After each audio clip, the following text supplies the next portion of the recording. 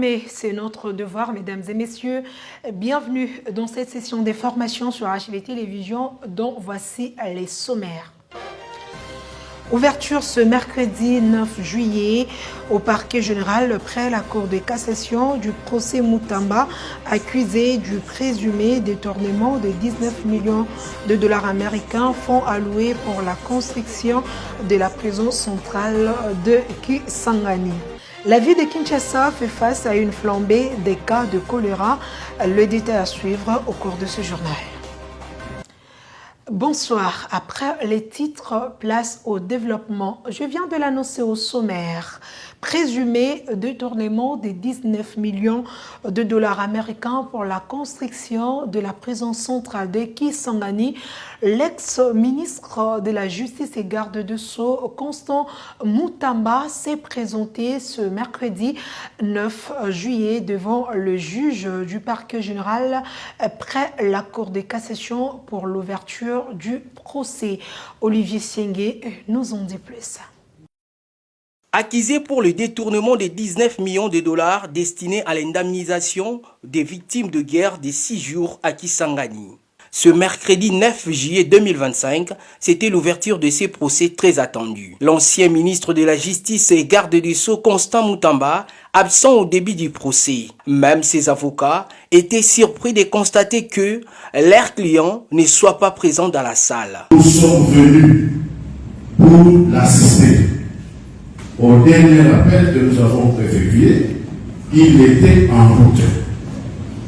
Pour l'instant, je dois à la vérité pour dire que nous devons considérer qu'il s'agit d'un cas de force majeure. Un cas de force majeure. Quelques minutes après, Constant Mutamba fait son entrée au parquet général près la Cour de cassation.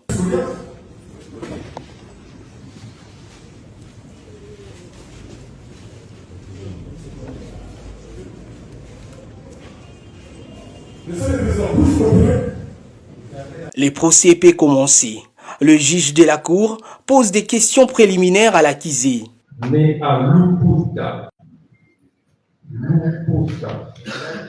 le 24 avril 1988, est poursuivi en tant que ministre d'État, ministre de la Justice et garde des Sceaux de la RDC. Marié. Après avoir étayé son identité, mais qui reproche-t-il exactement à l'ex-ministre de la Justice et garde des Sceaux? Est poursuivi pour avoir, étant fonctionnaire officier public, personne chargée des services publics par sa carte, personne représentant les intérêts de l'État ou d'une société étatique au sein d'une société privée.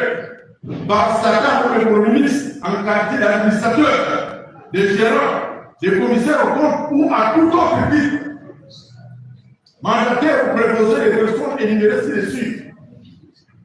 Les circonstances pour nous pour avoir détourné des deniers publics ou privés des effets en tenant lieu de pièces, titres, actes, effets mobiliers qui étaient entre ses mains, soit en vertu, soit à raison de sa charge. Après l'exposé du ministère public évoquant les griefs retenus contre Constant Mutamba, le juge du parquet général près la Cour de cassation décide de renvoyer le procès pour le 23 juillet prochain. L'ancien ministre de la Justice et garde des Sceaux est rentré chez lui un homme libre. Après l'audience, maître Joël Kitenge, avocat de la défense, a déclaré devant la presse que le procès Mutamba est politique. Suivez. La remise, c'est puisque nous avons voulu faire exprimer à la Cour que l'article 54 du Code de procédure pénale n'a pas été respecté. Ça veut dire quoi? Si une personne bénéficiant des immunités, ministre, député, sénateur, premier ministre, lorsque le parquet enquête, à la fin de ces enquêtes, à la fixation de ces dossiers devant la Cour, n'est-ce pas, la requête qui va saisir l'intéressé ou le prévenu à comparaître doit être l'œuvre du ministère public. Et c'est le ministère public qui fait cette requête. Mais dans ces dossiers, c'est le greffier qui a fait cette requête. Mais tout le monde a constaté que on a passé outre. Que voulez-vous? Peut-être que nous arrivons à ce procès après la messe. On ne craint pas, on constate. La messe, vous savez, quand vous arrivez en retard, la messe, tout a été dit. Vous ne pouvez que dire amen. Ce procès, il n'y a rien de droit. Tout est politique.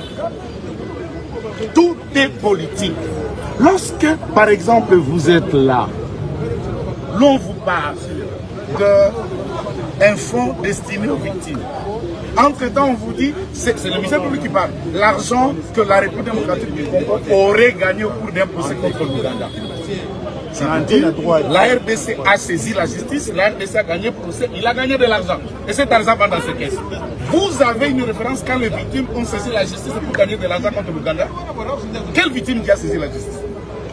L'argent des victimes de la RDC. Nous avons combien de fonds ici? FONAREV fonds. Fonds pour la promotion de l'industrie, fonds pour la promotion culturelle, fonds pour la promotion d'entrepreneuriat des jeunes, fonds de tout ce que vous voulez. Et quand l'argent sort, vous pouvez aller dans la caisse de la République démocratique du Congo, vous me dites je vais soutirer $1000 de cobalt. Et vous trouverez là, on a dit ces $1000 c'est pour le cobalt. Qu'est-ce qu'on raconte? Et demandez-leur l'argent que le gouvernement avait décidé de construire. La centrale hydroélectrique de la Tchop venait de quelle caisse? Parlons santé dans ce journal. La ville de Kinshasa fait face à une flambée des cas de choléra. Pour lutter contre cette maladie, la Régie des eaux a pris quelques mesures urgentes. Suivez. Majeur des santé publique, le choléra, cette maladie qui cause des vomissements et des diarrhées foudroyantes, connaît une exigence dramatique en République démocratique du Congo, particulièrement dans l'est du pays, mais également dans d'autres provinces, y compris à Kinshasa, la capitale. Et en réponse à l'appel du chef de l'État Félix-Antoine Tshisekedi Tshilombo, les autorités de la régie des USA ont pris quelques dispositions pour faire face au fléau du choléra. C'est donc au cours de cet échange avec la presse qu'a été présenté et dévoilé de manière claire et concise ces mesures préventives mises en œuvre par cette entreprise du portefeuille de l'État. La plus grande décision que nous avons prise, c'est d'augmenter la teneur en chlore à la sortie de nos usines pour que les derniers clients de la régie des eaux, celui qui est au bout du réseau, puisse avoir de l'eau au robinet avec une teneur de chlore de l'ordre de 0,5 mg par litre à 0,8 mg pour protéger la population de cette maladie. Entre-temps, la régie de distribution d'eau dispose des stocks suffisants de produits chimiques nécessaires pour assurer les traitements et la production de l'eau potable pouvant couvrir plusieurs mois. Face à la crise du choléra, la régie des USA compte mettre en circulation ces camions-citernes pour apporter de l'eau potable, même dans les quartiers défavorisés. Ajoutez à cela les 2 véhicules, laboratoires mobiles, ainsi que ces 3 camions ateliers. Pour que nous puissions aller vérifier la qualité de l'eau au point le plus élevé de notre réseau. La régie des USA a même doublé sa capacité de production d'eau potable. Lutte contre Mpox, variole du singe. Le dispositif national de riposte demeure pleinement opérationnel avec la prise en charge des cas et les mesures de prévention. Suivez. Pour la situation de Mpox, la tendance générale à la semaine 26 se caractérise par la baisse des cas par rapport aux semaines précédentes. À cette semaine 26, on a enregistré autour de 313 cas. Et pour les activités, on a noté que les équipes, toutes les activités continuent à se dérouler normalement, soit de la prise en charge, la communication, la vaccination. Et pour ce qui est de la prise en charge, les données montrent aussi que, par exemple, à Kinshasa, le taux d'occupation des lits est en deçà de 50%. Et précisément à Kinshasa, on est autour de 25% d'occupation, du taux d'occupation des lits. Ce qui montre cette tendance à la baisse des cas de manière globale. On a aussi évoqué la question de vaccination contre Mpox avec les 2 types de vaccins que nous avons au niveau du pays, le LC16, M8 et le MVBN. Donc, on a décidé d'étendre, de continuer avec cette vaccination parce qu'on a déjà les autorisations d'utilisation temporaire qui ont été renouvelées. Donc, les équipes, les planifications vont se mettre en place pour étendre cette vaccination. Et il a été recommandé que les efforts soient maintenus pour justement garder le cap et arriver à contrôler cette épidémie de Mpox au niveau du pays. D'un chapitre à un autre, nouvelle politique salariale des agents de l'État. Au cours de la réunion tripartite, plusieurs recommandations ont été émises afin de renforcer la cohérence du texte et d'en garantir la compatibilité budgétaire et de stabilité macroéconomique, tout en rassurant la promotion de la justice sociale. Plus de détails dans cet élément. Nous sommes à la croisée de chemin. Tous les agents publics nous regardent, j'allais dire, tous nos compatriotes nous regardent, parce que cet instrument qu'est la politique salariale, qui est donc en élaboration ici, est un instrument clé qui va certainement définir l'essentiel de la vie de la nation pour les prochaines décennies. Et donc, vous allez, avec moi, prendre la mesure de la haute portée de la démarche. Démarche qui s'inscrit bien sûr dans la droite ligne de son Excellence Monsieur le Président de la République, qui voudrait que nous puissions corriger les erreurs du passé, nous puissions tourner les dos à des politiques injustes qui ont émaillé la vie nationale par le passé, des injustices sociales, les disparités salariales, des écarts de rémunération, des écarts salariaux qui étaient inacceptables. Il a donc plu au chef de l'État de nous demander d'agir pour pouvoir tourner la page, cette page sombre. Et faire... À ce jour, nous pouvons dire que le travail qui a été demandé aux experts est déjà fin prêt, avec les petites améliorations et les recommandations qui ont été faites par leurs excellences. Je pense que le travail est déjà fin prêt. Les autorités ont formulé quelques observations, quelques recommandations, notamment celle qui est liée au respect de certains ratios liés à la soutenabilité budgétaire. Ils ont demandé qu'on puisse les actualiser et les membres de la commission ont pris bonne note.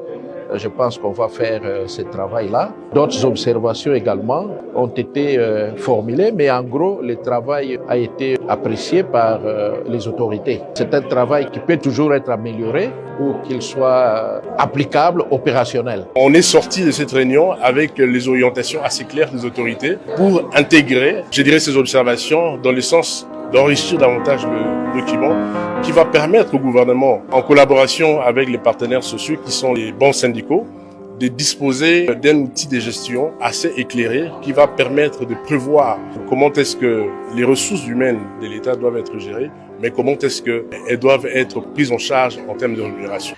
Ça y est, le gouvernement provincial de Kinshasa vient d'honorer ce mercredi 9 juillet l'un de ses engagements, celui du paiement de 3 mois des arriérés de salaire et primes des agents de l'administration publique urbaine. Chrissy Moang nous en dit plus.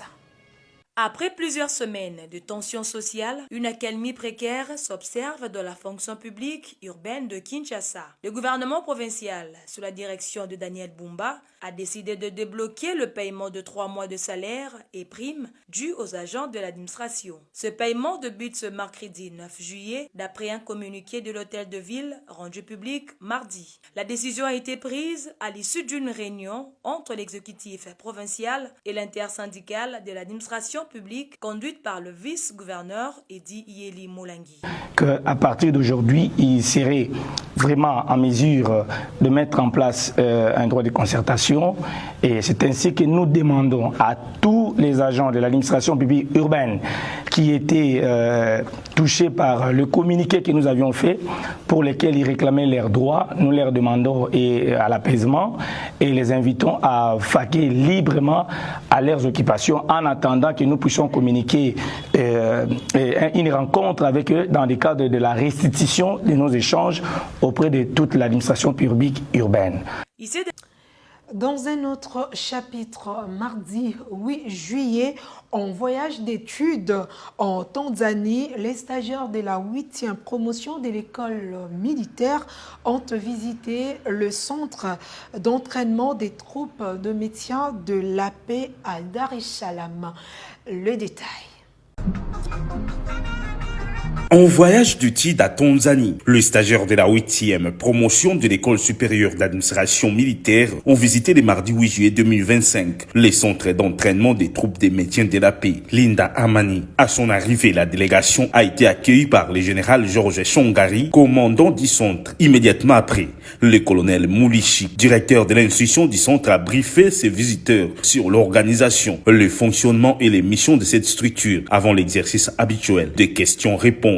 Le jeu de questions-réponses a permis aux stagiaires de l'ESAM d'identifier les particularités logistiques et administratives des opérations de maintien de la paix. À l'issue de la visite, le général Kakenza a exprimé sa gratitude au commandant du centre pour l'accueil et la séance de travail bénéfique aux stagiaires de la 8e promotion de l'ESAM. Avant l'étape du centre d'entraînement des troupes de maintien de la paix, la délégation de l'école supérieure d'administration militaire a été reçue le même jour au commandement des écoles militaires, où elle a été reçu par le général-major Saïdi Kambi, commandant général des écoles des sous-officiers. Moi, général, je suis très ému depuis vendredi quand nous sommes arrivés. L'accueil et l'ambiance aussi fraternelle que nous avons rencontrée témoignent que nos deux pays sont vraiment des pays frères. Je ne doute pas, mon général, que nous sommes chez nous. Au nom du chef d'état-major général des forces armées de la République démocratique du Congo, je voudrais vous remercier et remercier le chef d'état-major des forces tanzaniennes pour tout ce que vous faites pour ma délégation. Cette visite a été marquée par les échanges des cadeaux et la signature des livres d'or par les commandants de l'ESAM. Après l'étape de Dar es Salaam, la 8e promotion de l'ESAM poursuivra son voyage d'études à Zanzibar.